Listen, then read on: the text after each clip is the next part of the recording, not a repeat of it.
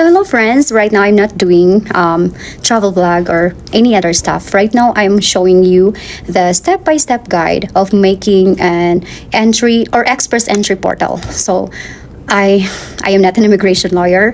I don't know a lot of stuff, but this is just my own experience of like doing it by myself. This is a pathway where you can get a permanent visa in Canada. It really depends on you, but this pathway is really good for teachers like me, medical health worker, or any skilled profession. If you are qualified, this is really good for you. So let's dig in. So at first, I became interested in this pathway because it's one of the most affordable and straightforward ways to become a permanent resident in Canada, especially if you are willing to do the process on your own. Yes, you heard it right. You don't need an immigration lawyer to make your own profile or portal. If you are willing to research, stay organized and understand each step, because I'm gonna show you the steps that I am going, and this is some of the basic documents that you need, and I'll share also updates about my own application journey, and hopefully I can inspire you all the way until I achieve this dream or this goal, doing everything, all the process by myself. First thing first, what is Express Entry? So Express Entry is Canada's online immigration system used to manage application for skilled workers. But there are three main programs under Express Entry. First one is the Canadian Experience Class. The second one is Federal Skilled Workers, and I'm gonna highlight this because this is the pathway where I am going to apply.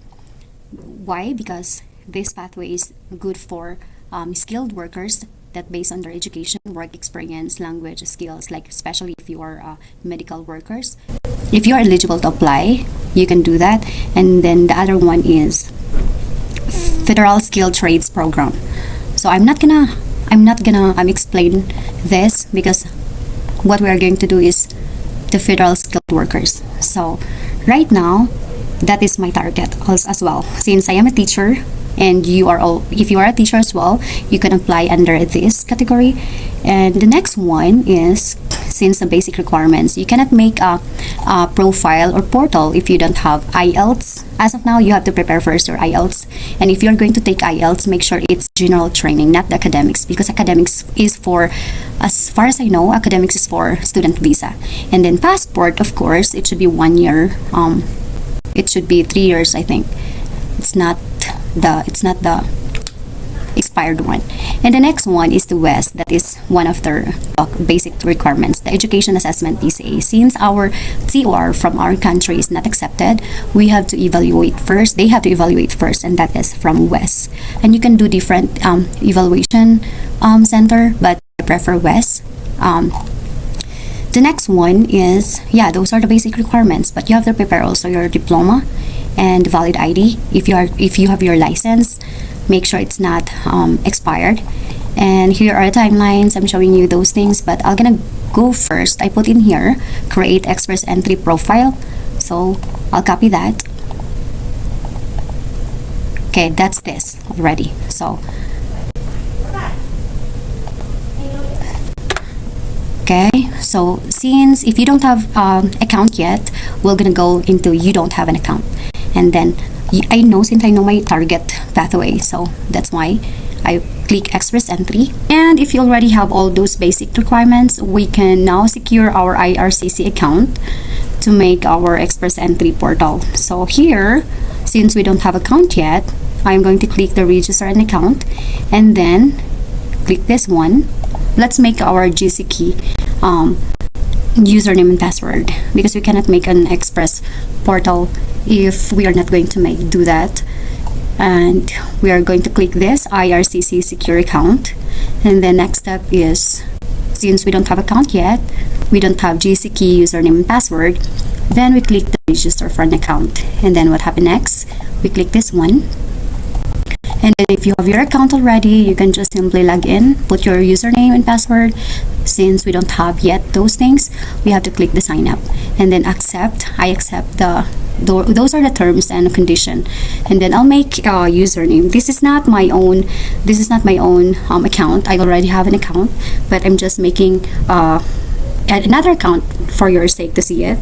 I'll say Sarah. And then the date for today, it really depends on you. You can make your own username. So I'm gonna make a password. Okay, it should be strong password so nobody can hack your account or what. So I don't save it. So these are the recovery questions whenever if you forget your password or if you need to recover your account. So what is my first pet's name? I'm gonna put Bruno. My memorable person, I'll put Papa. And that's my hero. That's a hint of your memorable person.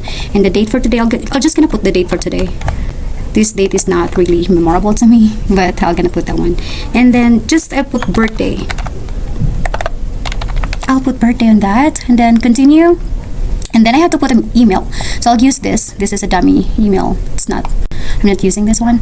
And then proceed with confirmation because it will send a code for your confirmation. And then make sure that your email is active. You cannot use the email that you are not really regularly using. So continue, and it will gonna give me a confirmation code, and you can just type your code 5C. Then I'll click continue.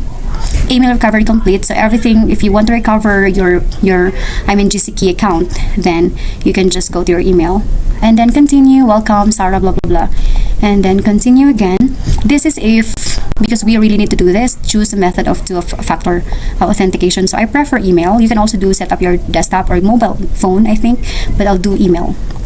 And then depends on you. I accept, and then I'll put my email, and it will give me a one-time passcode, a GCKey account, ECB.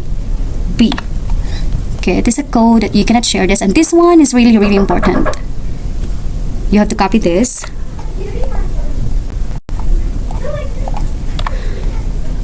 If you want to recover, and then you can print or you can copy, and then I'll put yes and continue. And finally, you have your account set up. So it's already complete, and then click terms and condition. I think it's really easy for you to just follow everything, and this is how you are going to start now. You can start now your account, creating your account. So I'll put Sarah Santos, email, the one that I use, and then English, of course, continue. Everything is so easy, and make sure that you can make your own. I'll put in here. That's just my thing. You can make your own question. This is I think it's a secret question. Create a new security questions that are difficult to guess but are easy for you to remember. So see, you can make your own question. It should start with what, who, when, like that. And then yep, you don't have to put period. Everything should be like that only. Then now, as you can see, there's no application. There's no recent application. So we can now start our express entry portal. So apply to come to Canada includes application for visitor visa, work study permits, like that. So refugee, this is one, and citizenship. So our goal is to get a permanent visa, right? So I'm going to click this, and that's how I am going to start. So please enter your personal reference code. I don't have one, so I'll click this. So determine your eligibility and apply online. So express entry. And so before anything else, you need to check if you are eligible. So we'll check first if we are eligible to apply. So the first one is you have the basic requirement. First is at least 1 year skilled work experience. Like if for me, in my case, I am a teacher, so I need to have 1 year experience using my license or using my profession. And then the IELTS or CELPIP, and then educational credentials and proof of funds. And then don't worry about proof of funds right now. We just have to focus first. Our main goal right now is just to make an express entry, and we'll see. And then I'll choose. It depends on you. What province would you like to go soon if you want to migrate into Canada? So I prefer Saskatchewan. I don't know, but I just like that place. And then great. And then Saskatchewan. And then CELPIP is like computer based. There is no interviewer, not like IELTS, that there is a real person that will, you can research as well what's the difference between the two. But if you want easier one, I think CELPIP, this is one of their recommendation. So IELTS is like very known. This is also accepted in New Zealand, whatever country you want to go. But this one, CELPIP, is only for Canada.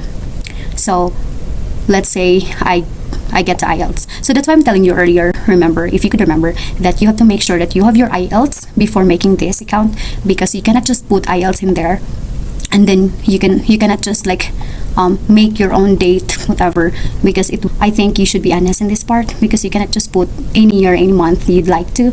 It really depends of what is your, when did you took the test. And then, so let's say for example I took the test 2025. This is just an example. June, I'll put 12. That's random dates. And then I'll gonna say I get 8.5 speaking, and then 8.5 listening, and then reading is also 8.5. It depends on you. It depends on your score. So I'll just put this one for your sake to just follow along what's the process. And then, do you have other language results? So if you have CELPIP also, you can do that. But for me, maybe I'll gonna do IELTS, so that's why I'll put none. And then, in the last 3 years, how many years of skills? Of course, I have 1 year more, because I've been teaching 10 years. And then tier 1, if you don't know this, tier 0 is the highest or the highly in demand job or profession. So tier 1 in teacher, if you are a secondary teacher, if you are elementary teacher. So tier 2, I believe, I'm not sure, but we'll see. Okay, let's check first, because you can really see what is your, that is what we call NOC, or national occupation code. So you can check your national occupation code in here. And then, for example, I am a teacher, right? So I'll check in here. I'll put the code for my profession. So teacher. So as you can see, it's tier 1, and tier 2. So tier 1, like secondary teachers, elementary kindergarten teachers, but you are like only, if you are assistant teacher, you are tier 3. So now, if you know your NOC, if you know your category, your tier, your category, then I'll put category 1 because I'm tier 1, and then I'll put next. And then when you click continue, you will be guided through the following steps to complete your profile. Complete the Express Entry Profile Builder and review your profile. Submit your profile if you are sure already. And then after you submit your profile, you will see a page that confirms that your profile has been submitted. It will have more information on the next steps. Shortly after you submit, you will also receive confirmation message in your account. So now if you are sure, then you can go continue. Then I'll put my last name. Let's say for example Santos, and then Sophia or Sarah, I don't know. So I'll put Sophia, female. Select year. Let's say I was born in 1994. It depends. It really depends on you. You know your birth date. And then after that, it's marital status. Okay, you can choose. I'll say I am never married. And then, so this is how it looks like. So these are the section that you have to fill out. So this is how it looks like. So this is your Express Entry profile or portal. So as you can see, there's a lot of section: personal details, contact details, study and languages, application details, representative, work history. We're gonna go that one step by step, or like section by section. So these are the sections that you need to complete before submitting. First is you can start form, and then like your name, and then it will gonna just click next, and then your city of birth, like that, your city of town, and then you click next again. Marital status. The next one is your passport document number, your passport national ID number. For example, it's yes if you have your passport, and then of course our passport is for travel, and then document number, and then country where you get the passport, and then issue date and expiry date. It's really easy for you. And then save ad, and then just click next, and then it's just asking you personal stuff, and then just follow the arrow, just follow next. All of these questions you have to follow, and then save and exit. And then as you can see, it says in progress, right? That means you are not complete yet. So that means all of the sections you have to review. That's why it says continue form. So let's say for example the contact details. So it's just your, like for example, English, and then I think it's really easy for you, email address, and then save and exit. So in progress, I'll check this one, representative. So for example, here in this part, if you are like asking immigration lawyer, or if you have somebody helping you to make this Express portal, then you can put representative or designated individual, and then you can just put no if you are doing it by yourself. And then, so as you can see in progress, and there is one here complete. So there are two statuses, in progress and complete. If it says in progress, that means you haven't completed all the sections yet, and there are still some missing details that you need to fill out. And then if it says complete, that means you already completed everything.